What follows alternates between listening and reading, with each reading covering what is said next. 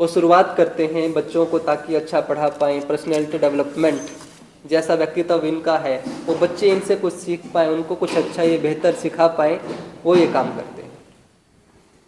और उसके बाद और क्या संभावनाएं हैं? बच्चे विदेश जाते हैं, पढ़ने के लिए जाते हैं, क्या कुछ मुश्किलें आ सकती हैं? कैसे उनको हम कम कर सकते हैं? अच्छे से जानने के लिए विदेश जाते हैं पढ़ने के लिए, बिना किसी डिग्री, ग्रेजुएशन या पोस्ट ग्रेजुएशन के, हिंदी में नहीं, हिंदी में हुआ, बीएससी हुई साइंस से, उसके बाद डिप्लोमा उर्दू में और मास्टर्स इन इंग्लिश एजुकेशन, ये विदेश करने के लिए जाते हैं।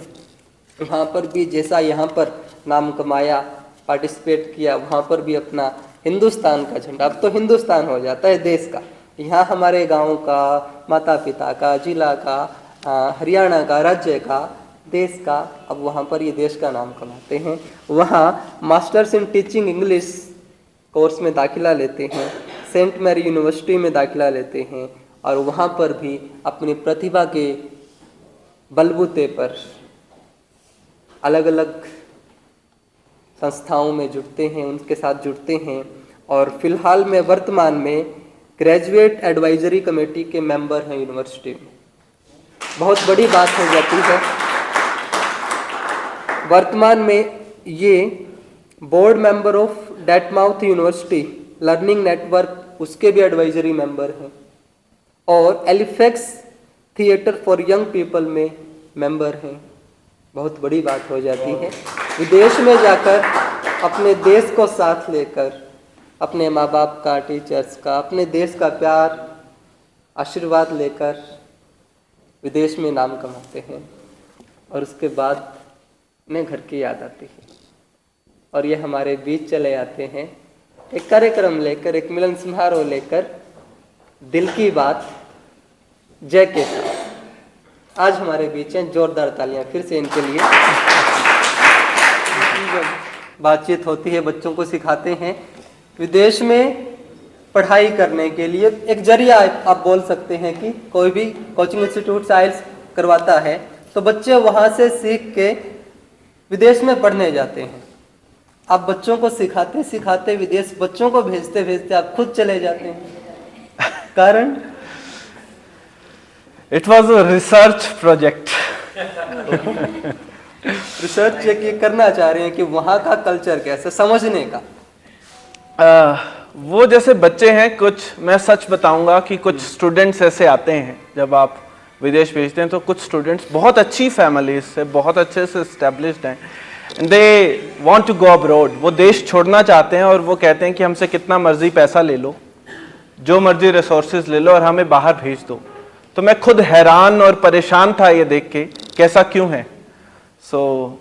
मैंने सोचा कि मैं जाकर के देखूं कि ऐसा क्या है, अनुभूति के स्तर पर जानना। शुद्ध हिंदी।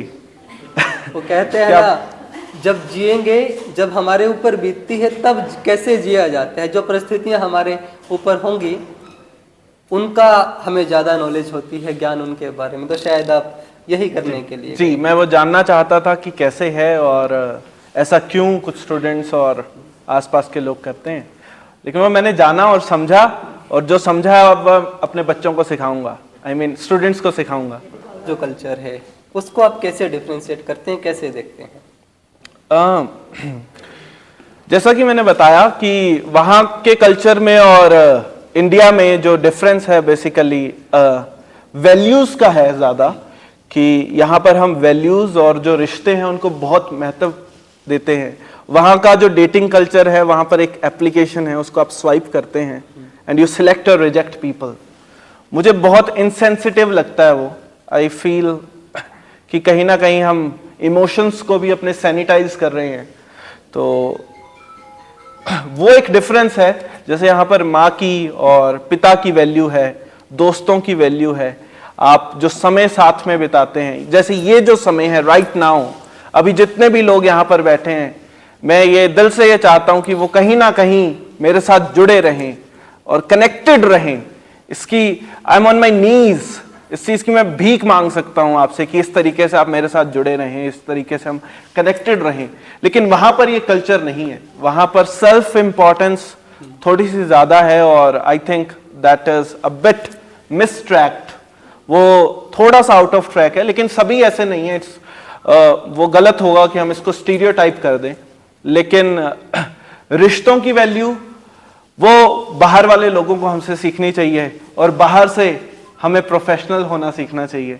आज का समय 6 बजे का था और मैं खुद 6:30 आया, तो आई थिंक मुझे टाइम और हम लोगों को प्रोफेशनलिज्म बाहर से सीखना चाहिए। जब घर से बाहर आते हैं, घर हमारा कैसा भी हो, घर से जब बाहर आते हैं तो घर जाने की इच्छा रहती है, जल्दी रहते हैं घर, चाहे कोई भी काम हो, काम होने के बाद हमें घर जाना है, घर जाना है।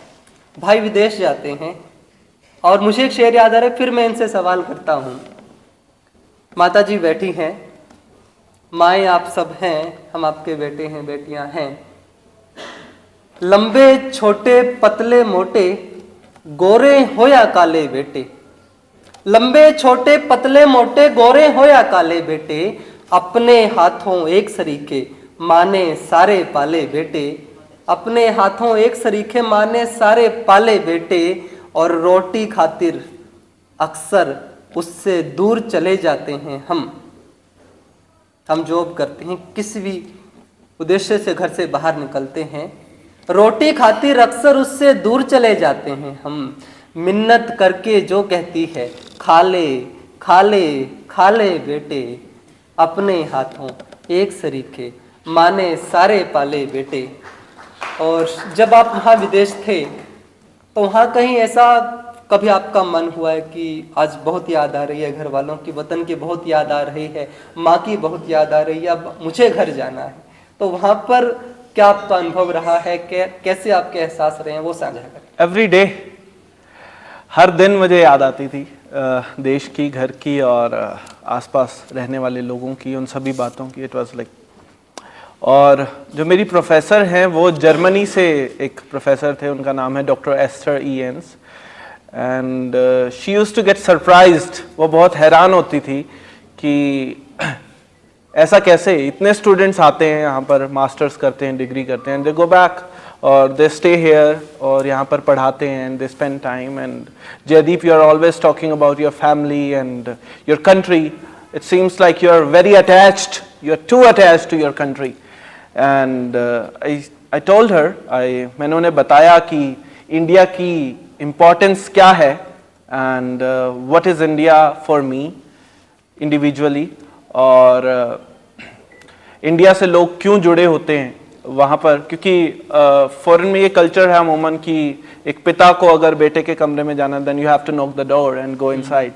But then I told her like how we are together, और हम कैसे अपने कल्चर को प्रिजर्व करते हैं Vinod, and how we cross the boundaries to express our love. और वो चीज़ें हैं ऐसी, आई थिंक वेस्टर्न कल्चर में समझने में थोड़ा समय लगेगा, लेकिन एक ना एक दिन, वो बहुत अच्छे स्टूडेंट हैं, एक ना एक दिन ज़रूर सीखेंगे। Thank you.